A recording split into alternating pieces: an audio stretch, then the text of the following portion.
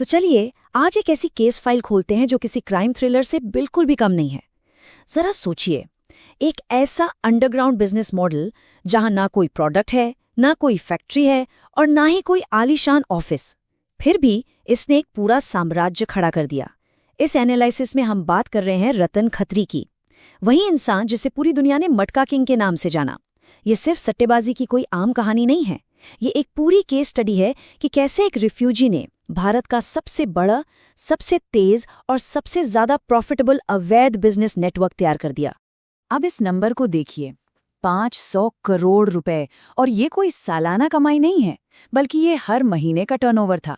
हैरान करने वाली बात ये है कि बिना किसी ठोस प्रोडक्ट के, सिर्फ मिट्टी के एक मटके और कुछ कागज की पर्चियों के दम पर इतनी भारी भरकम रकम हर महीने मार्केट में घूम रही थी। आज के किसी भी बड़े कॉर्पोरेट घराने को पसीना आ जाए इतने बड़े ऑपरेशंस देखकर। लेकिन ये सब शुरू कैसे हुआ? इस पूरे स्केल को समझने के लिए हमें इतिहास में थोड़ा पीछे जाना होगा। आजादी से पहले बॉम्बे की सड़कों पर एक अजीब सा खेल चलता था जिसे कहते थे आंकड़ा जुगाड़। बॉम्बे के मिल मजदूर हों या छोटे व्यापारी, सब अपना पैसा इस बात पर लगाते थे कि अमेरिका के न्यूयॉर्क कॉटन एक्सचेंज में रुई का भाव क्या खुलेगा और क्या बंद होगा। मतलब एक दिहाड़ी मजदूर की किस्मत 7 समंदर पार बैठे किसी अमेरिकी ट्रेडर के फैसलों पर टिकी होती थी। फिर आता है साल 1961। न्यूयॉर्क कॉटन एक्सचेंज ने अचानक अपने रेट्स का ट्रांसमिशन बंद कर दिया। पूरा का पूरा सट्टा बाजार रातों रात बेरोजगार हो गया। अब जब मार्केट ढहता है तो एक खालीपन आता है, और इसी खालीपन का फायदा उठाया कल्याणजी भगत ने। उन्होंने 1962 में वर्ली मटका शुरू किया। लेकिन असली गेम चेंजर कोई और था। कराची से आया एक रिफ्यूजी, रतन खत्री। 1964 में खत्री ने न्यू वर्ली मटका लॉन्च किया और इसे इतने प्रोफेशनल तरीके से चलाया कि 1995 में पुलिस के भारी क्रैकडाउन तक ये सिंडिकेट एकदम अजेय बना रहा। भाग 1, मटका की संरचना, काम करने का तरीका।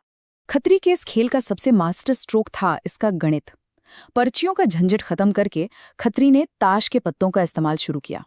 पब्लिक के ठीक सामने 3 कार्ड निकाले जाते थे। मान लीजिए कार्ड निकले 1, 4 और 7। इन तीनों का टोटल हुआ 12। अब इसमें से पहला अंक यानी 1 हटा दिया जाता था और बचता था सिर्फ 2। तो आपका फाइनल विनिंग सीक्वेंस बनता था 1, 4, 7 और 2। ये एक बहुत ही क्रूड लेकिन एकदम शानदार प्रोबेबिलिटी सिस्टम था। देखने में ये इतना ट्रांसपेरेंट लगता था कि हर किसी को यकीन हो जाता था कि भाई इसमें तो कोई बेईमानी हो ही नहीं सकती। और खत्री का रिस्क मैनेजमेंट तो देखिए, ये मटका हफ्ते के 7 दिन नहीं चलता था, बल्कि प्रीमियम शेयर मार्केट्स की तरह सिर्फ मंडे टू फ्राइडे चलता था।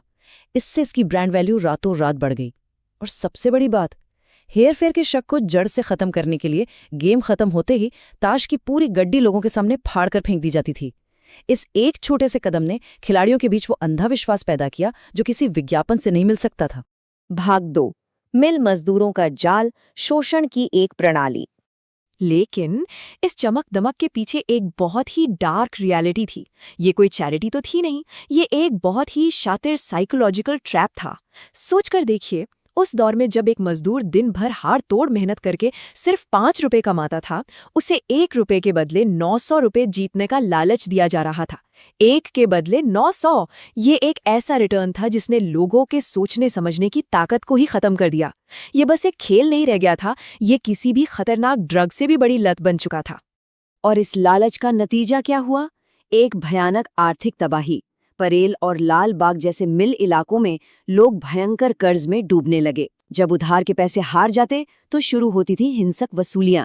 नौबत हत्याओं तक पहुंच गई। परिवारों की जीवन भर की जमा पूंजी बस पलक झपकते ही गायब हो रही थी। और ये सारा का सारा पैसा आखिर में जा कहाँ रहा था? सीधा अंडरवर्ल्ड के बड़े डॉन्स की तिजोरियों में। ये एक पूरी कम्युनिटी का बहुत ही सिस्टमैटिक तरीके से किया गया आर्थिक पतन था। भाग 3, मटका किंग का मिथक। अब उस आदमी की बात करते हैं जिसके इर्द गिर्द ये सब बुना गया था। पब्लिक में रतन खत्री की इमेज एकदम अलग थी। एक बेदाग सफेद कुर्ता पहने हुए रॉबिन हुड जो फिल्म मेकर्स की फंडिंग कर रहा है, गरीबों में पैसा बांट रहा है। लेकिन असल सच्चाई बहुत क्रूर थी। वो जो दान का पैसा था ना, वो उन्हीं मिल मजदूरों के उजड़े हुए घरों से आ रहा था। और सबसे खतरनाक पहलू ये था कि यही मटका अड्डे माफिया डॉन्स के लिए कैश और नए नए गुंडों की भर्ती का मेन सेंटर बन चुके थे। लेकिन इस सिंडिकेट की जो असली ताकत थी वो 1975 के इमरजेंसी के दौर में सामने आई।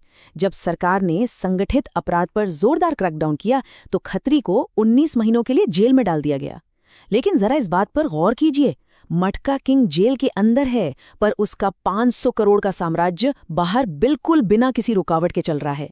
पूरे भारत से, मिडिल ईस्ट से और अमेरिका तक से बेटसारी थीं। ये इस बात का सबूत है कि उनका नेटवर्क कितना गजब का डिसेंट्रलाइज था और कितने कमाल के तरीके से ऑपरेट कर रहा था। खैर, हर साम्राज्य का एक अंत होता ही है। 70 के दशक से 90 के दशक के बीच कहानी पूरी तरह पलट गई। 70 के दशक में मटका अड्डे स्मगलर से जुड़े थे, जिन्हें आसानी से मैनेज किया जा सकता था। लेकिन 90 के दशक तक आते आते पुलिस को ये समझ आ गया कि मटके का भारी भरकम पैसा सीधा आतंकवाद की फंडिंग और खतरनाक हथियारों की खरीद में लग रहा है। और फिर एंट्री होती है एनकाउंटर स्पेशलिस्ट्स की।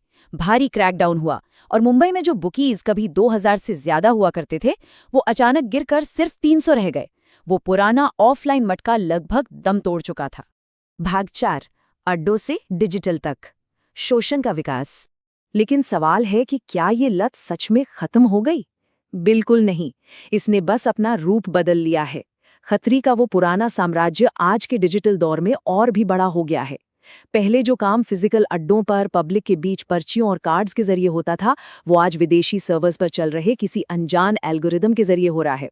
पहले फिर भी एक कम्युनिटी थी, लेकिन आज लोग अकेले अपनी स्क्रीन से चिपके हुए इस लत का शिकार हो रहे हैं।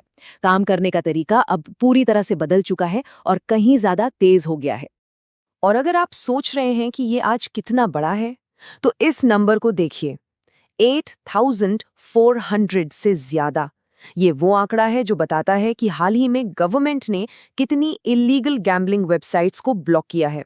जरा सोचिए, जब सिर्फ पकड़ी और ब्लॉक की गई साइट्स की गिनती 8400 से पार है, तो असली में इस डिजिटल सट्टेबाजी का अंडरग्राउंड नेटवर्क कितना विशाल होगा। ये आज खतरी के जमाने से भी कहीं ज्यादा बड़ा हो चुका है। तो कुल मिला के बात ये है कि पर्चियों की जगह भले ही आज इन चमचमाते हुए डिजिटल ऐप्स ने ले ली हो, लेकिन लोगों का फायदा उठाने का जो सिस्टम रतन खत्री ने सेट किया था ना, वो आज भी वैसा का वैसा ही है। बल्कि अब तो आपके फोन में 24 घंटे की डिजिटल एक्सेस है, जिसने इस साइकोलॉजिकल एडिक्शन को और भी ज्यादा खतरनाक बना दिया है। आर्थिक बर्बादी, टूटते हुए परिवार और लोगों की जिंदगी भर की मेहनत की कमाई का नुकसान, ये सब आज भी जारी है, बस हथियार बदल गया है। और यही चीज आज की इस इन्वेस्टिगेशन के सबसे बड़े और सबसे तीखे सवाल पर लाकर हमें खड़ा कर देती है। अगली बार जब भी कोई फास्ट रिजल्ट देने वाला बेटिंग ऐप नजर आए, तो एक पल रुककर जरूर सोचना, क्या ये डिजिटल सट्टेबाजी सिर्फ तकनीक का कोई नया चमत्कार है, या फिर ये 500 करोड़ के उस पुराने अंडरग्राउंड सिंडिकेट का ही कोई नया अदृश्य और कहीं ज्यादा खतरनाक भूत है? इतिहास के सबक को भूलना शायद हमारे लिए बहुत महंगी भूल साबित हो सकती है। इस केस फाइल के एनालिसिस में जुड़ने के लिए बहुत बहुत धन्यवाद।